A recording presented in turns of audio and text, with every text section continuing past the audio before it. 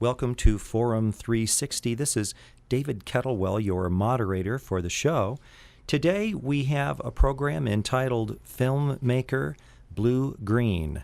And Blue Green is an individual who lives in Akron, Ohio, and has developed a career as a director of television programs and maker of films. So welcome to the show. Thank you for having me, David.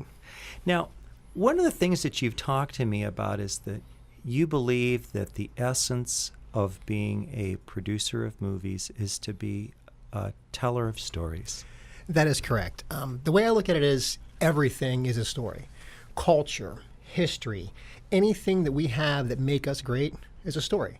So whether you do marketing, whether you do filmmaking, whether you do commercials, whatever it may be, it all goes back to a story. And a lot of times, people forget about that. They want to use all the bells and the whistles and the cool graphics, but they forget about the most important part, the story. What do you think the public thinks a good story is? A good story is when you don't realize that it's a good story. When you're so drawn in, you don't care about anything else except for what happens to that individual.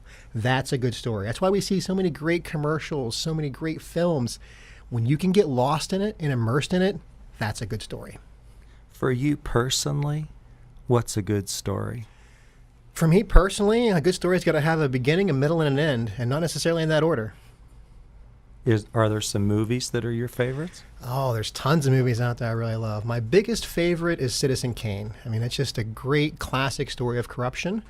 Filmmakers that I really enjoy are Paul Thomas Anderson, and he does a great film. Boogie Nights is one of my favorite films of all time. Kind of a interesting subject it covers, but great filmmaking. When we talk about Citizen Kane, of course, that's ranked number one or number two in all of the rankings of film by the reviewers. That was one of Orson Welles' movies. What do you know about Orson Welles? Very talented guy. I mean, to be able to direct, star in a film, amazing. And he did things differently. He didn't follow the traditional route. Didn't he do the War of the Worlds on radio, and people were so convinced it was real, they went out of their house with shotguns and in pickup trucks and looked for the outer space beings? Exactly. It goes back to a good story, and that's what he did well, told a good story. Let's talk a little bit about some of your movies. I'm going to read the list of films that you've done. I'll have to read quickly because there's a lot of them. Rubber City Blues, Toys in the Basement, Blimp, Mortal Sins, Steel Hammer, The Wrath of Mariah, and one that I saw about 7 months ago, Spirits. Let's talk a little bit about Spirits. Spirits. Well, it's a play on words. Spirits has to do with alcohol spirits. It has to do with spirits that protect you. It's the protection of, consumption of spirits, basically.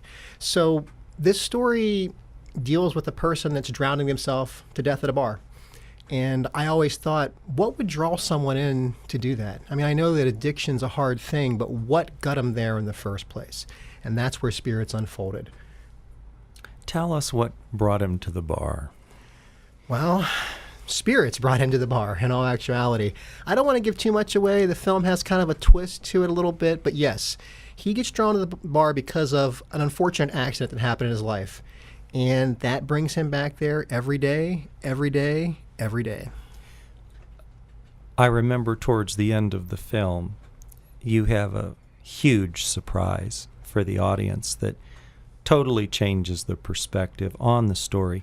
What is the role of a twist at the end in a film to heighten interest in the movie? The twist, I mean, people like to figure things out. It's like a game to them or a puzzle.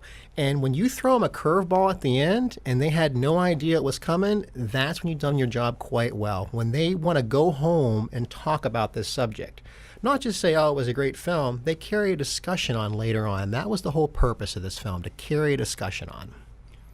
One of the frustrations that some film directors have expressed to me over the years is that when they meet people from the public and the public talk with them about their films, the public holds them almost responsible for the storylines and the people and the choices that were made, almost like it's a reflection of that particular producer's life vision. But the producers tell me, and the directors, it's not. It's just a story. How do you deal with that?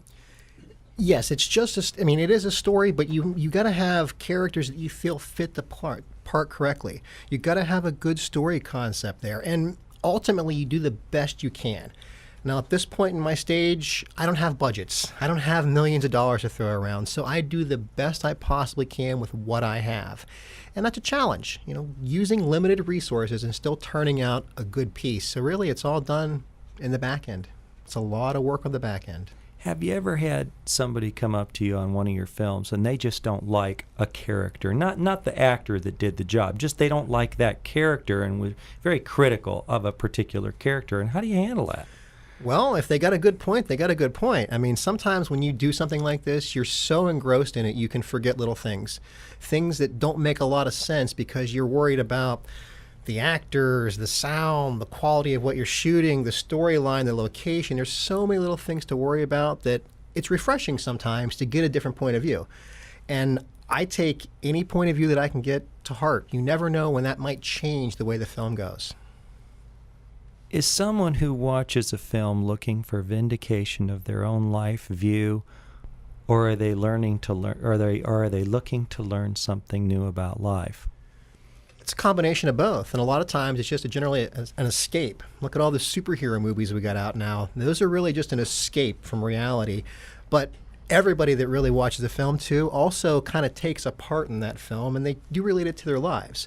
So say your life is an average life like all of us have. This is one chance to step out of your life and be something different through the eyes of somebody else.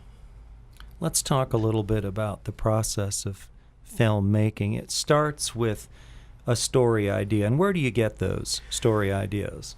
Story ideas come from everywhere. What I recommend for people to do, if you want to do this, get a notebook. Take notes. It's the best thing you can do because you never know when that one idea you might have might turn into a full-fledged, huge story. But generally it starts with an idea. And I want to get a beginning, a middle, and an end to that idea. And then from there, I generally write the script. Once the script's ready, then we start the location casting, casting the proper actors into it, and we start preparation. And then goes to filming, then post-production, which takes generally 4 times the amount that everything else took on top of that.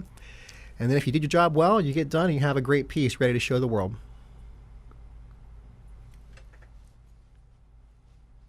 When it comes to the casting of your films, I have read directors who say that they'll go into an audition and the actor or actress will do something with the reading that was totally different from what the author of the script thought it would be read like. But sometimes it's better. Have you ever had that experience? Yes, several times.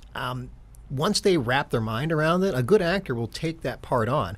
Instead of just reading the words you have on a page that might be bland, they actually put some thought behind it. They build a character in their head, and if that works, I have no problem molding to that at all. As long as they still follow the general structure and the character makes sense, that's what the actor's job is to do. Have at it.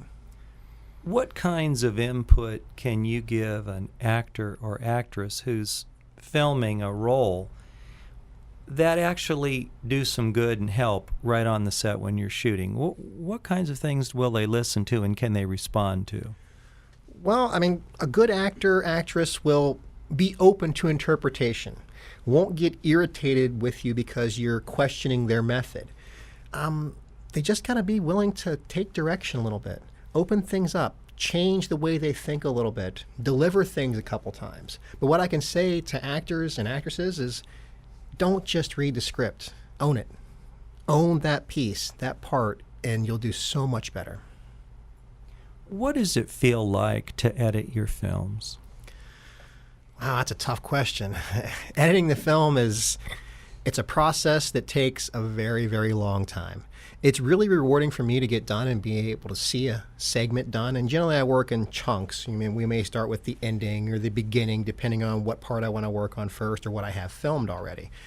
But it's almost like giving birth to a child. I had a rough idea, and within a few months' time, I can see it come to life in front of me. And then the best part is sharing it. Sharing it with the world. Whether they love it, they hate it, it's not the point. The point is I shared an idea and a message with the world. As we look at the entertainment industry today, unlike 200 years ago where the dominant art form was opera, people went to the opera, sometimes ate food and brought food. They would throw things, including the food. If they didn't like it, they would riot. They would scream and yell and laugh. And opera was a very happening place for a long time. Now, today, the dominant art form really is movies. Why do you think that is? Well, we like to be stimulated, and it stimulates you on all senses, and there's just so much there to see. You can really easily get engrossed in that product and feel like you're actually there. And it's just the way things change. At one time, that was the best entertainment out there. Not that it's not good entertainment now, but that was the best that anybody could get at the time. So it progresses and changes. Now it's going online. Things are becoming more interactive. Now people watch TV and films with an iPad with them, and they take notes while they're doing it. And even television shows produce programs for the iPad to go along with the TV show while you watch it. So it's always evolving. And I embrace it. Embrace the revolution and the evolution of this, and do the best you can with it. We're in a new era of filmmaking, which was spearheaded by Pixar and picked up by the fellow that did the Lord of the Rings series, utilizing green screen, where you shoot the actor well lit against a green screen. And then in post-shooting, they will go in and drop in the background. How is that of value to you as a filmmaker? Well, it's of value because you can do anything at that point. A lot of the scripts that I'll be producing in the future, I've put on hold because when I was going to college and taking these things, they told me you cannot write something like that. This was before Lord of the Rings. They said the budgets are too much, you can't make it happen. Now, your imagination is unlimited. You can do anything you want. The drawbacks to that, though, you got to have really good actors. They're acting to nothing. They're not having any type of stimulus there to draw it out. They actually have to make it believable. I've seen bad green screen productions, and I've seen good green screen productions. The good ones, you don't realize it's green screen. The bad ones, you can tell something's not quite right. But it takes away those limitations. If I don't have a budget to shoot in China, I can make China in a room somewhere.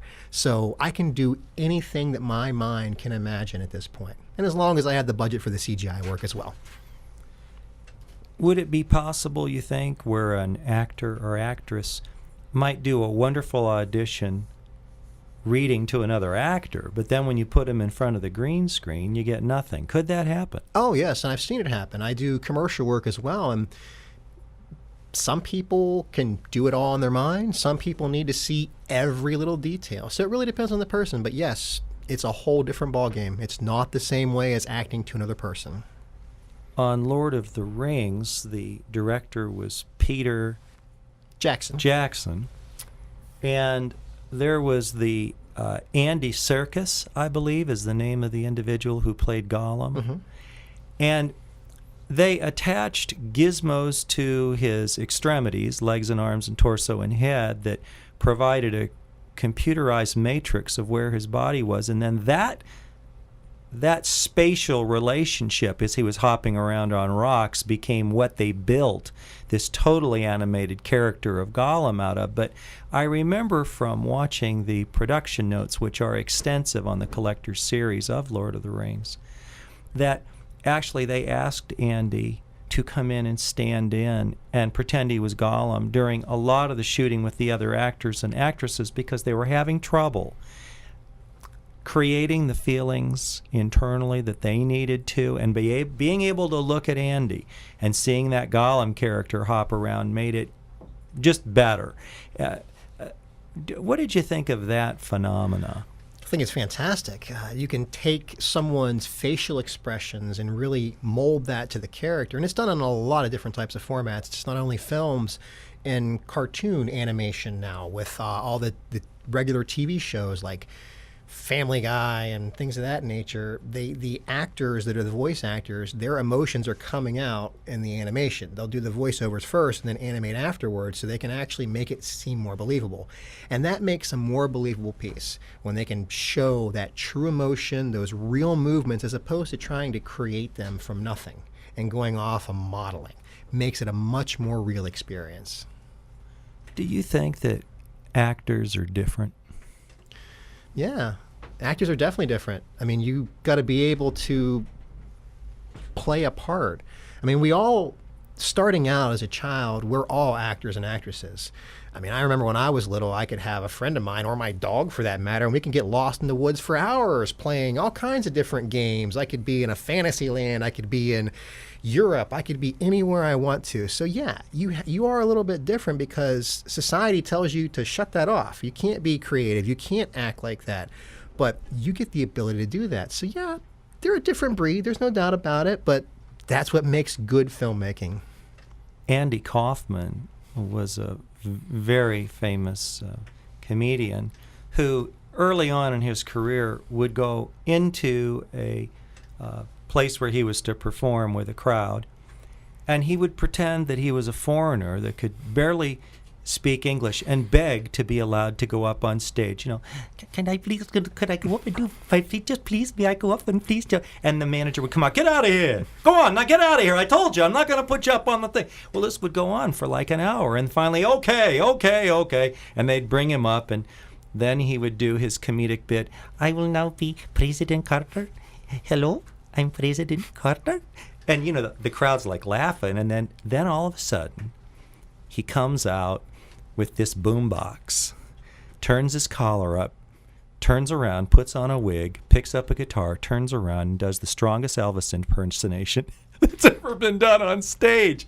And I think that Kaufman probably is an example of an individual who could create very, very believable characters. And eventually that same character became the lead in Taxi, of course. People would recognize that name.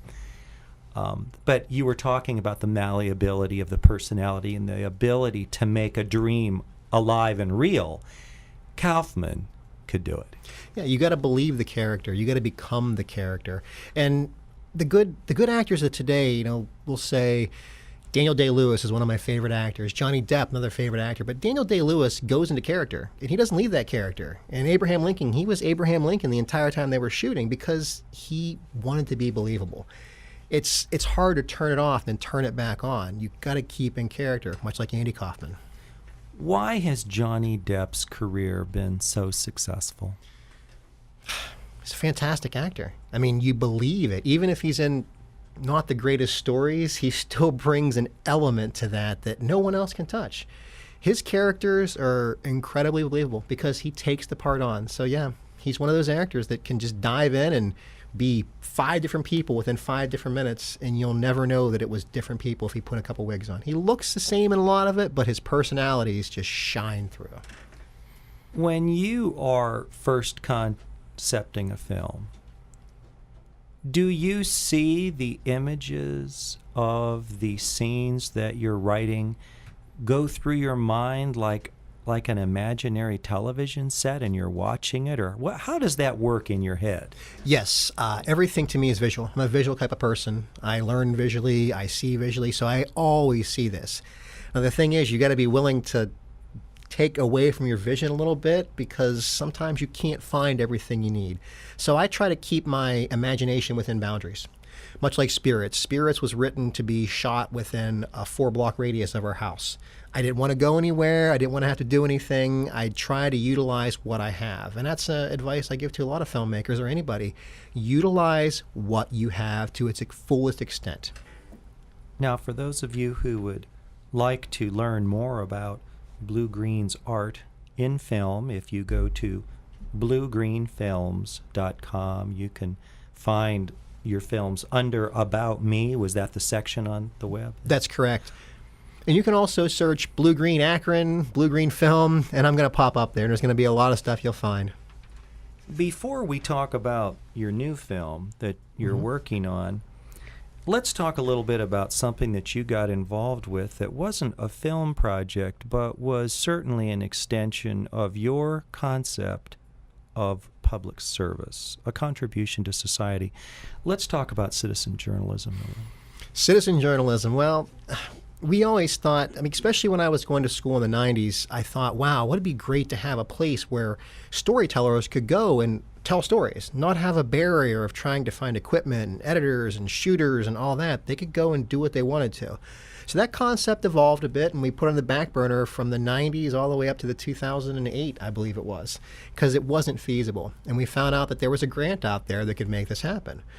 We put it a grant from the Akron Community Foundation and the Knight Foundation, specifically the Knight Foundation, and we partnered with a bunch of people, and we're able to make that happen. What was the mission that they wanted fulfilled for that grant? The mission was to teach citizen journalism, to have people be able to go out and tell their own stories.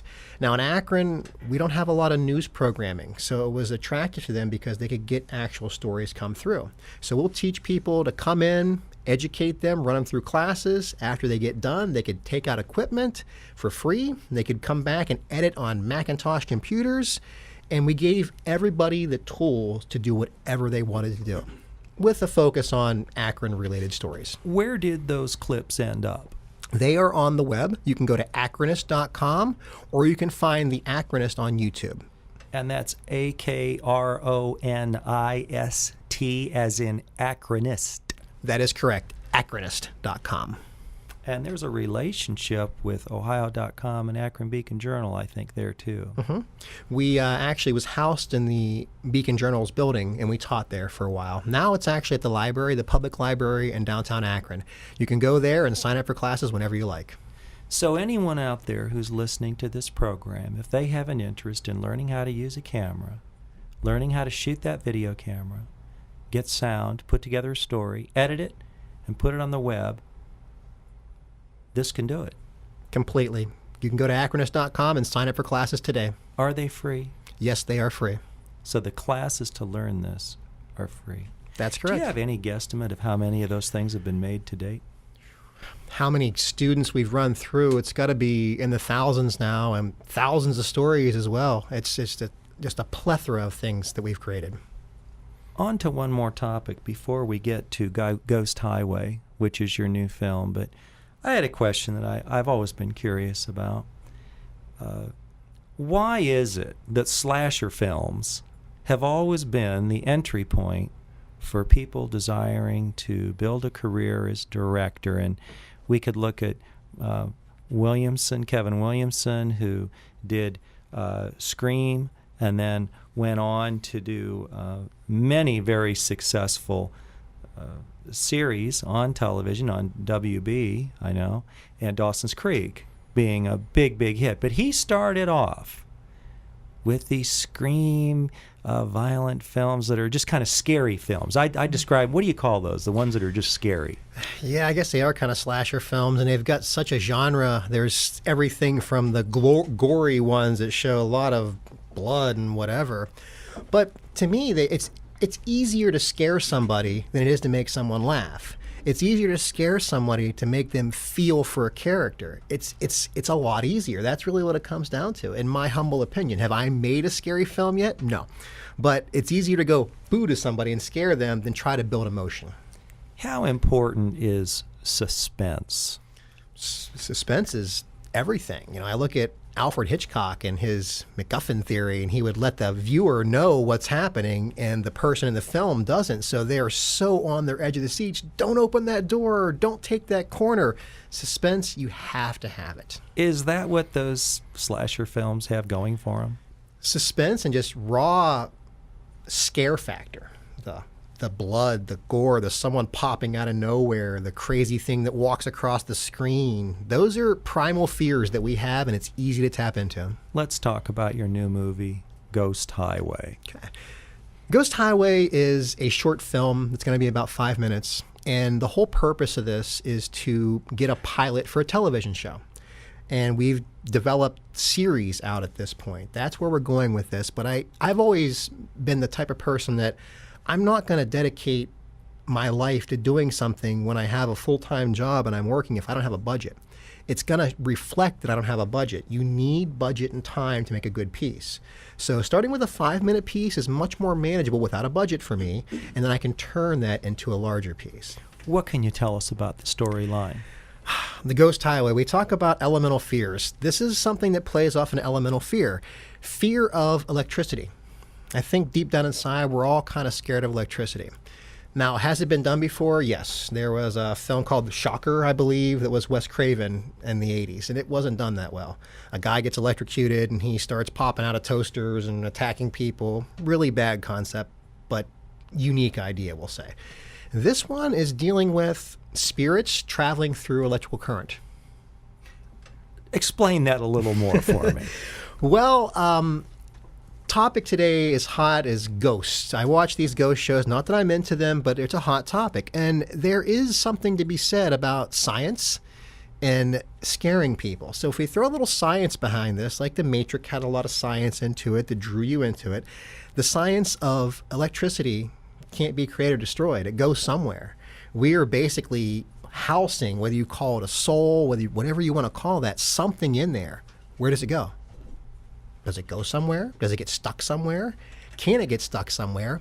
And how do people travel once you're in there? That's what the Ghost Highway is. Without giving too much away, it's a way for spirits to travel from point A to point B. Are we as the audience going to laugh or cry when we see Ghost Highway? There's elements of everything, but really, you're going to be scared. You're not going to want to touch that electrical socket. You're not going to want to touch anything that has electricity to it because you realize there's more there than what you see. In your movie. Exactly. There's a lot more there, and it's going to make people a little edgy. People wouldn't believe it's possible to build a film career in a town like Akron, Ohio, but what would you say about that? Today, I mean, when I started, people told me you're crazy because literally you had to be in LA, you had to be somewhere. But today, the internet's the great equalizer. You don't need anybody else. You don't need the middleman. You can make your own films, sell them on Vimeo, get 90% of the profit. Why go to them when you can have them come to you? A local film aficionado and business person, Tony Troppi, provided funding last year to bring in two pretty well-known directors who do reality shows to teach the art of making a reality show to people here in this area. And at that event, I said to them, "Why are you here?"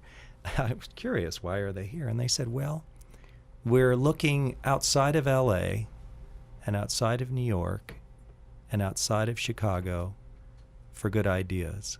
What do you think about the idea that filmmakers are coming to Akron, Ohio to learn about what they might make in the world of film?